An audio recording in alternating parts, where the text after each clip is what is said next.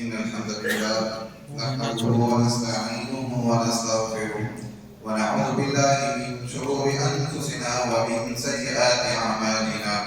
من يهده الله فلا مضل له ومن يضلله فلا هادي له، وأشهد أن لا إله إلا الله وحده لا شريك له، وأشهد أن محمدا عبده ورسوله.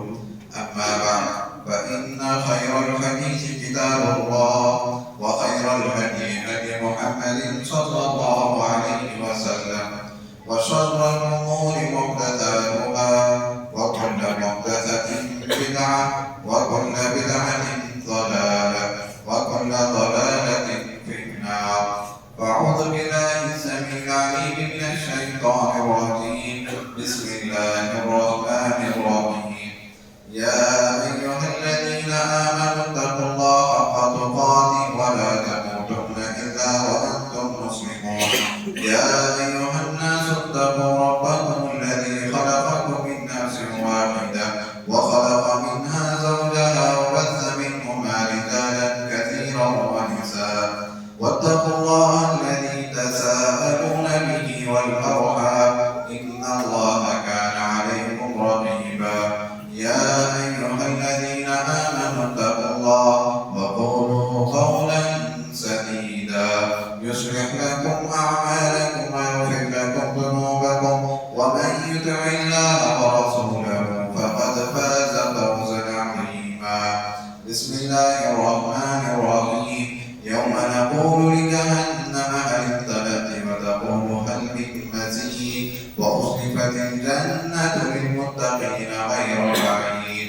هذا ما توعدون لكل أواب حفيظ.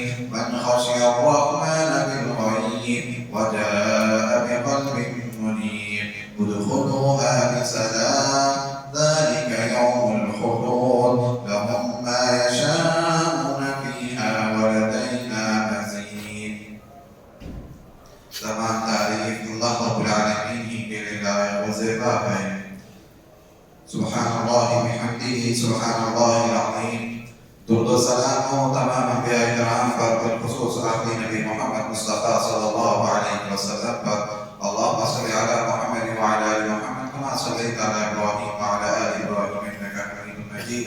اللهم بارك على محمد وعلى آل محمد كما باركت على إبراهيم وعلى آل إبراهيم إنك حميد مجيد.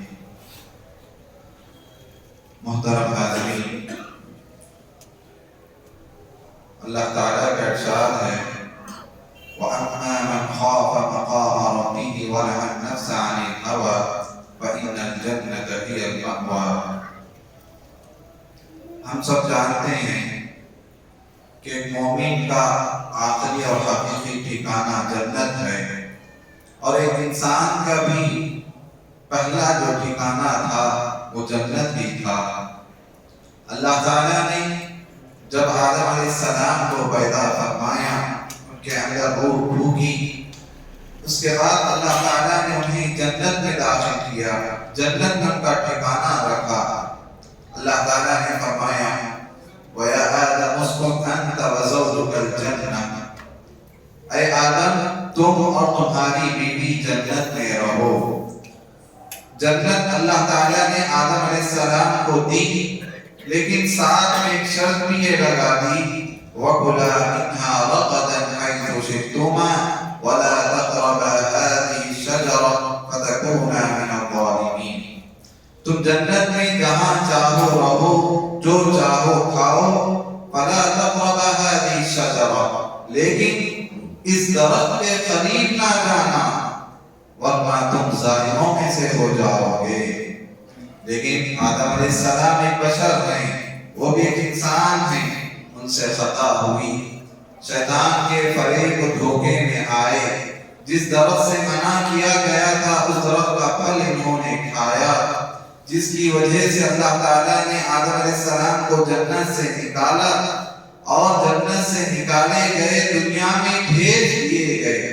پھر اللہ نے فرمایا کہ اب تم دنیا میں رہتے ہوئے پھر جنت کو حاصل کرنے کی کوشش کرو.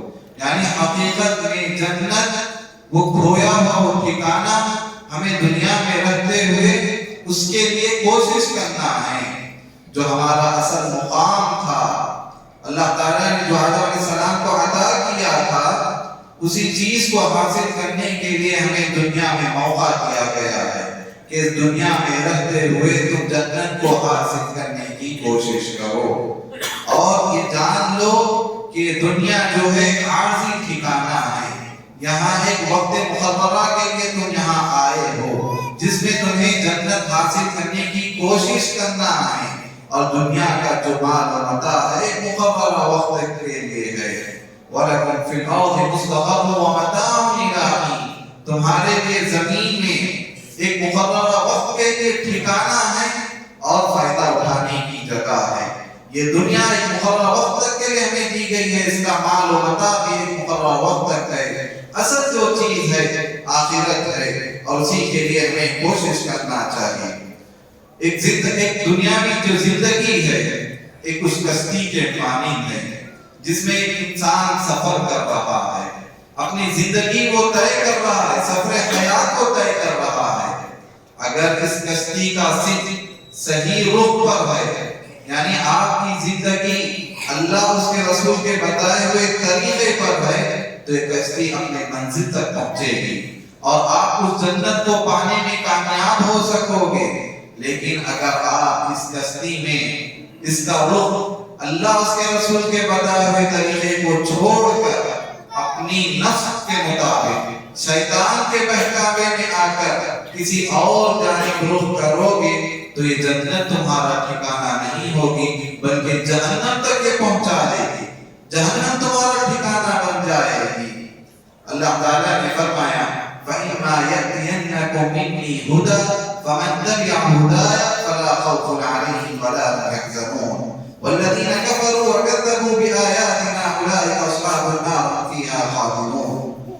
اگر تمہارے پاس میری جانب سے ہدایت آئے اور جو کوئی میری ہدایت کی پیروی کر لے، اسے نہ خوف لائق ہوگا نہ ہی وہ غمگین ہوگا، لیکن وہ لوگ جو کفر کریں گے، میری آیتوں کا انکار کریں گے، وہ لوگ جہنم میں جائیں گے، جس میں وہ ہمیشہ ہمیشہ رہیں گے۔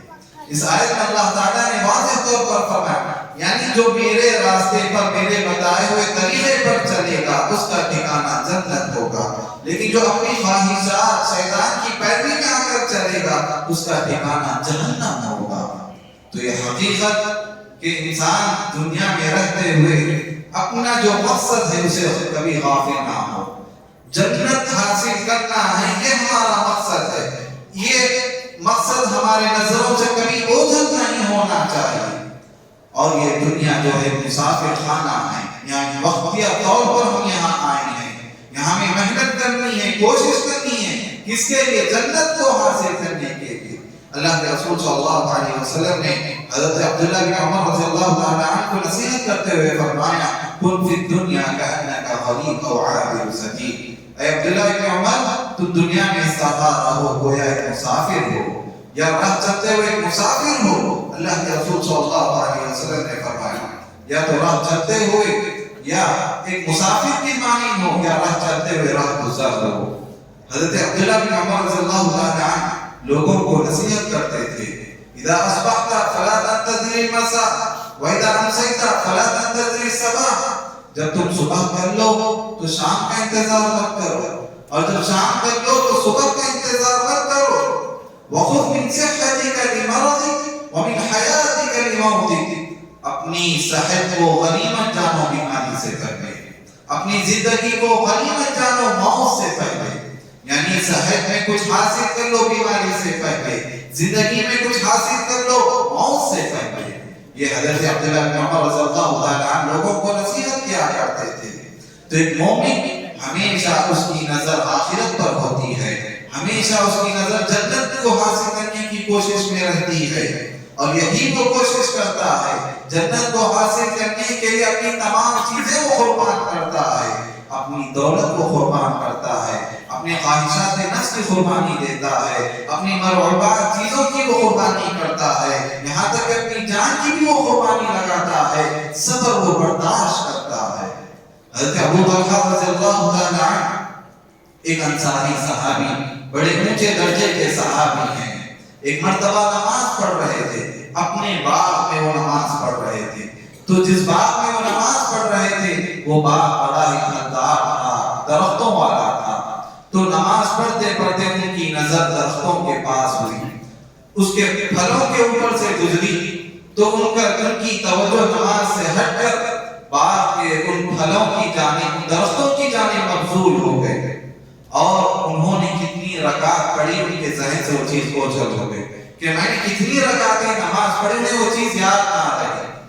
پھر بعد میں انہیں اپنی اس حرکت پر بڑی شرمندگی ہوتی ہے، اللہ کے رسول صلی اللہ علیہ وسلم کے پاس آتے ہیں، سارا واقعہ بیان کرتے ہیں، اللہ کے رسول میں نماز پڑھ رہا تھا، میری نماز میں توجہ باغ کی جانب چل گئی جو میرا یہ باغ ہے، میں چاہتا ہوں کہ کہیں ایسا نہ ہو کہ میرا یہ باغ جنت کو حاصل کرنے میں رکاوٹ نہ بن جائے، لہذا میں یہ چاہتا ہوں کہ جو چیز جنت کو حاصل کرنے میں رکاوٹ بن رہی ہے میں اسے اللہ کی راہ میں صدقہ کر دوں۔ اور وہ اللہ کے رسول کے پاس آتے ہیں، اللہ کے رسول آپ جہاں چاہیں اسے خیرات کر دیں، اسے صدقہ کر دیں، آپ کے اختیار میں یہ باغ ہے، میں نے اسے صدقہ کر دیا ہے۔ جو چیز انہیں جنت کی راہ میں رکاوٹ بن رہی تھی، اپنی محبوب چیز ان کا جو باغ تھا، انہوں نے وہ قربانی دے دی۔ ایک مومن جنت کو حاصل کرنے کے لیے صبر کرتا ہے، برداشت کرتا ہے، مسائل و مشکلات کو جھیلتا ہے۔ حضرت عطا بن ابی رباح فرماتے ہیں کہ حضرت عبداللہ بن عباس رضی اللہ تعالیٰ عنہ نے ان سے فرمایا کیا میں تمہیں ایک جنتی خاتون نہ بتاؤں؟ وہ کہنے لگے ضرور بتائیے، کون سی خاتون ہے جو جنتی ہے؟ حضرت عبداللہ بن عباس کہنے لگے وہ جو بوڑھی عورت جا رہی ہے، جو کالی سیاہ و فام ہے، حبشی عورت ہے، وہ جو جا رہی ہے وہ جنتی ہے۔ پھر آپ نے فرمایا ایک مرتبہ اللہ کے رسول صلی اللہ علیہ وسلم کے پاس ایک خاتون آئی اور آ کر اللہ کے رسول سے کہنے لگی اے اللہ کے رسول مجھے مرگی کی بیماری ہے، فٹس کی بیماری ہے، جب وہ بیماری مرگی کی بیماری مجھ پر ہوتی ہے تو میں بے ہوش ہو جاتی ہوں اور میرا سطر کھل جاتا ہے، میرے کپڑے ادھر ادھر ہو جاتے ہیں۔ آپ اللہ سے دعا کریں کہ اللہ میری اس بیماری کو دور کر دے، مجھے اس سے شفا دے دے۔ اللہ کے رسول صلی اللہ علیہ وسلم اس عورت کو کہتے ہیں ان شئتی صبرتی فلک الجنہ، اگر تو چاہتی ہے تو تو صبر کر، تیرے لیے جنت ہوگی، اگر تو یہ چاہتی ہے کہ میں تیرے لیے دعا کروں تو میں تیرے لیے دعا کروں گا۔ اللہ کے رسول صلی اللہ علیہ وسلم اس خاتون کے سامنے یہ دونوں آپشن رکھتے ہیں، یا تو اس بیماری پر تو صبر کر لے، بدلے میں تجھے جنت ملے گی، یا ورنہ میں اللہ تعالیٰ سے دعا کروں گا اللہ تعالیٰ تجھے شفا دے دے۔ تو خاتون کہتی ہے کہ اے اللہ کے جب وہ جنت کا تذکرہ سنتی ہے کہ مجھے کرنے پر جنت ملے گی، تو خاتون اللہ کے رسول صلی اللہ علیہ وسلم سے کہتی ہے مجھے جنت منظور ہے، میں اس بیماری پر صبر کر لوں گی، مجھے جنت منظور ہے، لیکن ایک درخواست ہے کہ جب مجھ پر یہ بیماری یا مرگی کی بیماری مجھ پر عائد ہو یا فٹس کی بیماری جب مجھ پر آئے، آپ اللہ سے اتنی دعا کریں کہ میرا سطر نہ کھل جائے، میرے کپڑے ادھر ادھر نہ ہو جائے۔ اللہ کے رسول صلی اللہ علیہ وسلم کے لیے دعا کر دیتے ہیں۔ تو آپ دیکھیں، غور کریں، جب جنت کا تذکرہ ہوتا ہے صحابہ کس قدر شوق میں جنت کو حاصل کرنے میں برداشت کرتے ہیں، بیماریوں پر صبر کرتے ہیں، جو بیماری انہیں تھی اللہ کے لیے انہوں نے وہ چیز صبر کیا جنت کو حاصل کرنے کے لیے۔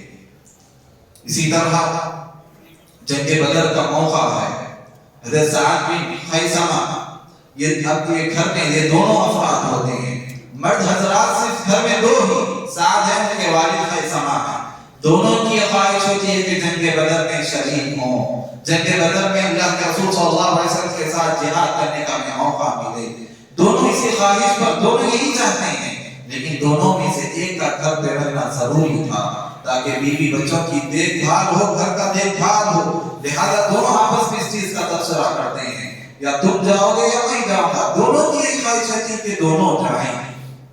بلا آخر دونوں میں جب فیصلہ نہیں ہوتا تو آخر میں خرما اندازی کی جاتی ہے کہ کون جنگ میں شریک ہوگا۔ خرما اندازی میں بیٹے کا نام آتا ہے، حضرت سعد کا نام آتا ہے، تو باپ خیثمہ کہتا ہے سعد سے اے میرے بیٹے تجھے میری ودیعت کا واسطہ دے کر، میرے بیٹے ہونے کا واسطہ دے کر میں تجھ سے کہتا ہوں کہ تو اس چیز کو اظہار کر دے، قربانی کر دے، مجھے جنت میں جانے کا موقع دے دے، تو ابھی جوان ہے، تجھے اور موقع ملے گا، لہذا مجھے یہ چیز کا موقع دے دے. بیٹا کہتا ہے ابا جان میرے لیے یہاں جنت شہادت پانے کا یہ موقع ہے, جنت کو حاصل کرنے کا یہ موقع ہے. کوئی اور بات ہوتی تو میں آپ کو ترجیح دیتا, لیکن جنت حاصل کرنے میں اپنے آپ پر کسی اور کو ترجیح نہیں دیتا. لہذا میں اس میں شریک ہوں گا. مدد ساتھ جنگ بدر میں اللہ کے رسول صلی اللہ علیہ وسلم کے ساتھ شریک ہوتے ہیں, جوان مردی سے جنگ کرتے ہیں, یہاں تک کہ شہادت کو نوش فرما لیتے ہیں. حضرت ان کے والد جو خیزم آتے ہیں ان کی خواہش ویسے ہی رہتی ہے, وہ اسی خواہش میں رہتے ہیں کہ کس طرح میرے بیٹے کی طرح مجھے بھی موقع مل جائے, میں بھی جنگ میں شریک ہو جاؤں, میری بیٹی کی طرح میں بھی شہید ہو جاؤں اور جنت کو حاصل کر لوں. ایک سال بعد بھی جنگ احد پیش آتی ہے, جب انہیں وہ موقع ملتا ہے اور جنگ احد میں وہ بھی شریک ہوتے ہیں اور جنگ احد میں لڑتے لڑتے وہ بھی شہید ہو جاتے ہیں. یہ صحابہ کرام کا جنت کو حاصل کرنے کا یہ شوق کہ اپنی جان کے نذرانے کو پیش کرنے سے بھی پیچھے نہیں ہٹتے تھے. یہ صحابہ کرام کا یہ شوق تھا کہ وہ جنت کو حاصل کر سکیں. محترم حاضرین, قرآن و حدیث میں اللہ کے رسول صلی اللہ علیہ وسلم نے جنت کے بہت سے صفات ہمیں بتائے ہیں کہ جنت اس طرح ہوگی, لیکن صحیح معنوں میں جنت کی وسعت, جنت کی گہرائی, جنت کی کیا چوڑائی ہوگی, اس کے کیا حسین مناظر ہوگے, صحیح معنوں میں اس کا احاطہ کرنا ناممکن ہے. خود اللہ تعالیٰ نے اس چیز کو قرآن مجید میں فرمایا, فَلَا تَعْلَمُ نَفْسٌ مَا أُخْفِيَ لَهُم مِّن قُرَّةِ أَعْيُنٍ. کوئی شخص نہیں جانتا, کوئی لفظ نہیں جانتا کہ ان کے لیے, ان کے آنکھوں کی ٹھنڈک کے لیے کیا کیا چیزیں تیار کر رہی ہیں. اللہ تعالیٰ نے کیسی کیسی نعمتیں تیار کر رکھی ہیں, کوئی نفس, کوئی شخص یہ چیزیں نہیں جانتا. اللہ کے رسول صلی اللہ علیہ وسلم سے پوچھا گیا کہ جنت کی عمارت کیسی ہوگی. اللہ کے رسول صلی اللہ علیہ وسلم نے فرمایا جنت میں جو عمارتیں ہوں گی اس کی ایک اینٹ سونے کی ہوگی, دوسری اینٹ چاندی کی ہوگی, اس پر جو پلاسٹر کا کام ہوگا اللہ کے رسول نے فرمایا کستوری مشک کا ہوگا اور جو اس سے خوشبو بھی مہک رہی ہوگی, اور اس میں جو کنکریاں ہوں گی یاقوت اور موتی کی ہوں گی, اور اس کی جو مٹی ہوگی وہ زعفران کی ہوگی. اللہ کے رسول صلی اللہ علیہ وسلم نے جنت کی یہ کیفیت اللہ کے رسول صلی اللہ علیہ وسلم نے فرمایا جو اس میں داخل ہوگا ہمیشہ کے لیے داخل ہوگا, کبھی اسے تکلیف نہیں ہوگی, کبھی اس پر موت نہیں آئے گی. جنت کا جو لباس ہوگا ہمیشہ کے لیے ہوگا, کبھی وہ بوسیدہ نہیں ہوگا, کبھی جنتیوں کی جوانی ختم نہیں ہوگی. اللہ کے رسول صلی اللہ علیہ وسلم نے فرمایا اللہ تعالیٰ نے جنت کو حاصل کرنے کی ترغیب قرآن مجید میں ہمیں دلائی. اللہ نے فرمایا وَسَارِعُوا إِلَىٰ مَغْفِرَةٍ مِّن رَّبِّكُمْ وَجَنَّةٍ عَرْضُهَا السَّمَاوَاتُ وَالْأَرْضُ أُعِدَّتْ لِلْمُتَّقِينَ. کہ اے لوگوں, اے مومنوں, اللہ تعالیٰ کی مغفرت کی جانب دوڑو اور اس جنت کی جانب لپٹو جس کی چوڑائی زمین و آسمان کے برابر ہوگی, جو کہ متقیوں کے لیے تیار کی گئی ہے. اللہ تعالیٰ نے قرآن مجید میں یہ کیفیت بیان فرمائی کہ جنت کی جو چوڑائی ہوگی آسمان و زمین کے برابر ہوگی. اسی طرح اللہ کے رسول صلی اللہ علیہ وسلم نے جنت کے دو درجات ہیں اس کے مطابق فرمایا کہ جنت کے دو درجات ہوں گے, جو منزلیں ہوں گی 100 منزلیں ہوں گی, 100 درجات ہوں گے, اور ہر 2 درجے کے درمیان جو فاصلہ ہوگا زمین و آسمان کے برابر کا فاصلہ ہوگا. پھر آپ نے فرمایا جنت مانگو تو اللہ تعالیٰ سے جنت الفردوس مانگا کرو, یہ سب سے اوپر ہے. یہ اللہ کے رسول نے فرمایا جنت الفردوس کے اوپر رحمان کا عرش ہے, اللہ کا عرش ہے. یہ جنت کا درمیانی اور اوپری حصہ ہے, یہیں سے جنت کی نہریں پھوٹتی ہیں, یہیں سے جنت کی نہریں نکلتی ہیں. لہذا مانگو تو جنت الفردوس مانگو. اللہ کے رسول صلی اللہ علیہ وسلم نے فرمایا جنت کے 2 درجات ہیں, اللہ تعالیٰ نے اس کی راہ میں جہاد کرنے والوں کے لیے چیزیں تیار کر رکھی ہیں. اور اسی طرح اللہ کے رسول صلی اللہ علیہ وسلم نے جنت کے متعلق فرمایا کہ جنت کے 8 دروازے ہوں گے. نیکوکاروں کو ان کی نیکیوں کے نام اعمال کی بدولت انہیں اس دروازے سے بلایا جائے گا. روزے داروں کو باب الریان سے, صدقہ و خیرات کرنے والوں کو باب الصدقہ سے, باب الصلاح سے اس طرح بلایا جائے گا. 8 دروازے ہوں گے اور ایک دروازے کی جو چوکھٹ ہے اس کی مسافت اللہ کے رسول نے فرمایا کہ اس کے درمیان کی جو مسافت ہوگی وہ مکہ سے لے کر بصرہ کے مقام تک کی ہوگی, اور یہ مکہ سے لے کر جو مقام اللہ کے رسول نے بتایا ان دونوں کی مسافت 1000 کلومیٹر کی ہے۔ اور دوسری حدیث میں اللہ کے رسول نے فرمایا 7 سال کی مسافت کے برابر ہے کہ ایک دروازے کی جو چوکھٹ ہے اس کی یہ مسافت ہوگی۔ جنت کے جو درخت ہوں گے، اللہ کے رسول صلی اللہ علیہ وسلم نے فرمایا جنت کے جو درخت ہیں وہ پھلدار ہوں گے، گھنے ہوں گے، سایہ دار ہوں گے، اس کا سایہ ایسا ہوگا جو کبھی ختم نہ ہوگا۔ ایک گھوڑ سوار جو گھوڑے پر بیٹھ کر سواری کرے گا 100 سال کی مسافت بھی وہ طے کر دے اس درخت کا سایہ ختم نہیں ہوگا۔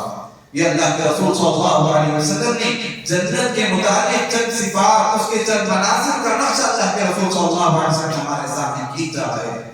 سب سے آخر میں جو جنت میں داخل ہوگا اس کی کیفیت اللہ کے رسول صلی اللہ علیہ وسلم نے بتائی کہ سب سے آخر میں جہنم میں سے شخص کو نکالا جائے گا جس کے دل میں رائی کے دانے کے برابر ایمان ہوگا، ایسے شخص کو نکالا جائے گا۔ وہ رینگتا ہوا عذاب جھیلنے کے بعد رینگتا ہوا جنت کی جانب اسے کہا جائے گا کہ جنت میں داخل ہو۔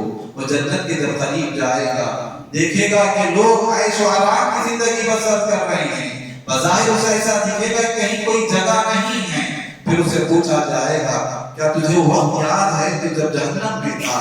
وہ کہے گا ہاں وہ وقت کیسے بھول سکتا ہوں جب میں جہنم میں تھا۔ پھر اسے کہا جائے گا کوئی خواہش کر، کوئی تمنا کر۔ پھر وہ جنت کی تمنا وہ خواہش کرے گا، کہا جائے گا تیری خواہش پوری کی جائے گی۔ پھر اس شخص کو جنت، یہ دنیا اور اس جیسی 10 سلطنت کا اسے مالک بنا دیا جائے گا۔ جنت میں اتنی جگہ اسے دی جائے گی جو کہ جنت میں سب سے آخر میں داخل ہو رہا ہے، سب سے آخری جنتی کو اتنی جگہ دی جائے گی کہ دنیا اور اس جیسی 10 سلطنت کا وہ مالک ہوگا۔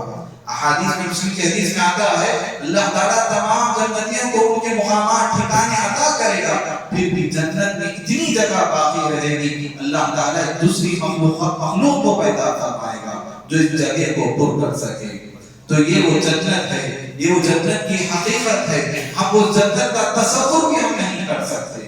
حدیث قدسی ہے، اللہ تعالیٰ خود ارشاد فرماتا ہے اعدت لعبادی الصالحین ما لا عین رأت ولا اذن سمعت ولا خطر على قلب بشر۔ اللہ کے رسول صلی اللہ علیہ وسلم نے فرمایا کہ اللہ تعالیٰ فرماتا ہے میں اپنے نیک بندوں کے لیے ایسی جنت تیار کر رکھا ہوں ما لا عین رأت، اس جنت کو کسی آنکھوں نے نہیں دیکھا، ولا اذن سمعت، نہ کسی کان نے اس جنت کے مناظر کو سنا ہوگا، ولا خطر علی قلب بشر، نہ کسی انسان کے دل میں وہم گمان بھی وہ چیز نہیں آئی ہوگی۔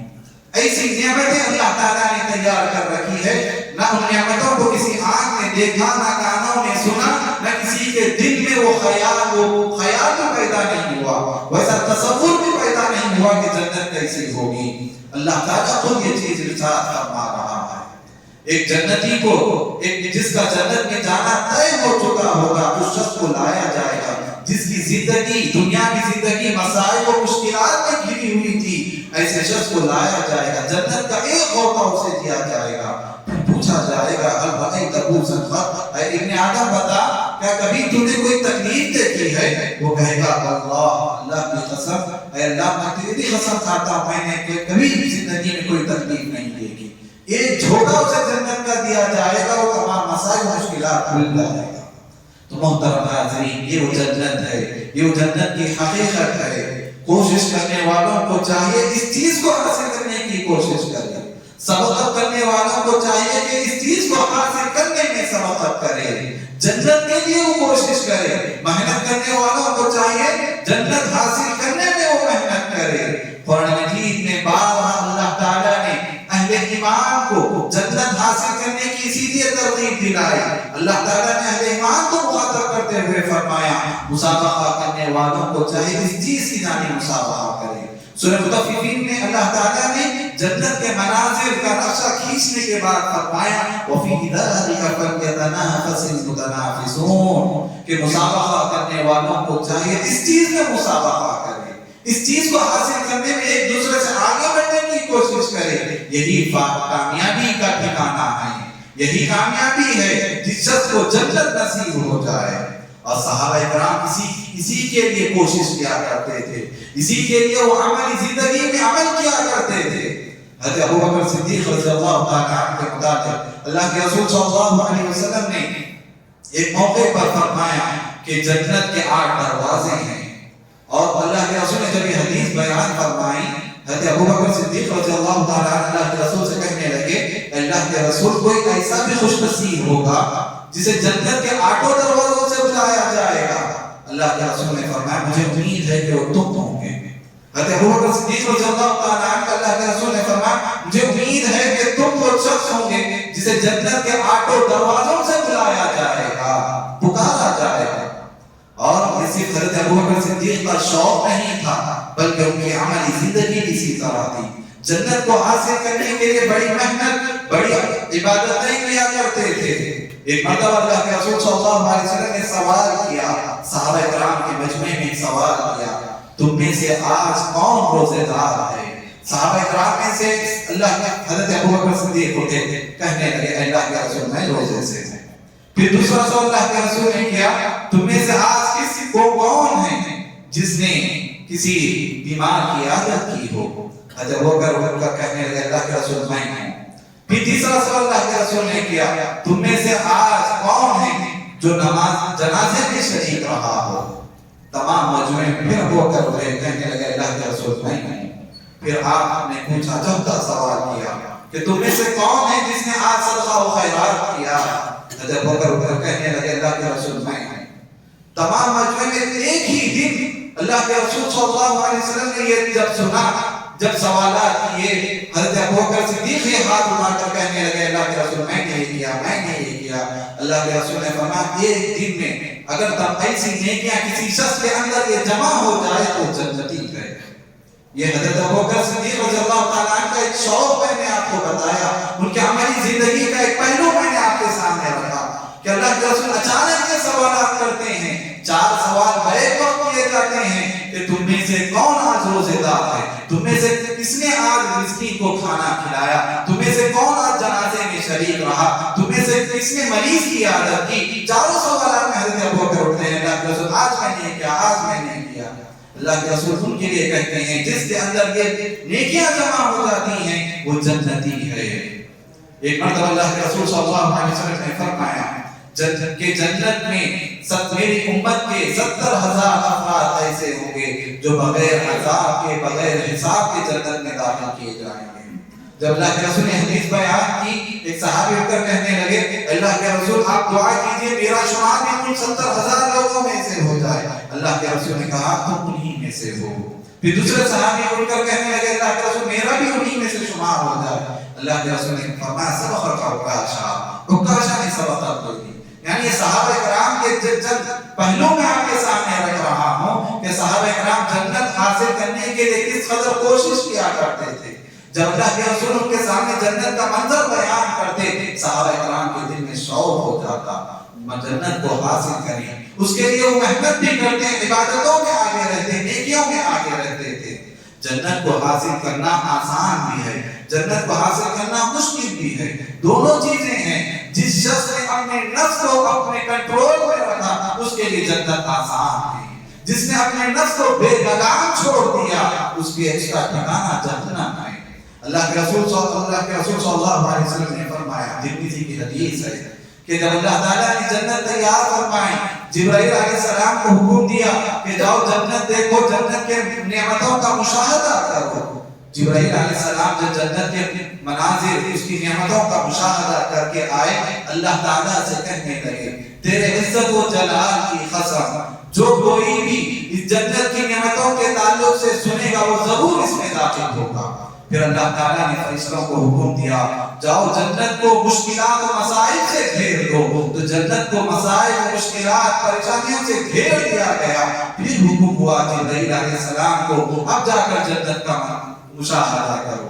جبرائیل علیہ السلام پھر جاتے ہیں جنت کا مشاہدہ کر کر آ کر اللہ سے کہتے ہیں تیرے عزت و جلال کی قسم، میں نہیں سمجھتا کہ اب اتنا تو نے جنت کو اتنا مشکل کر دیا ہے، میں یہ سمجھتا ہوں کہ اب کسی کا اس میں داخل ہونا مشکل ہے۔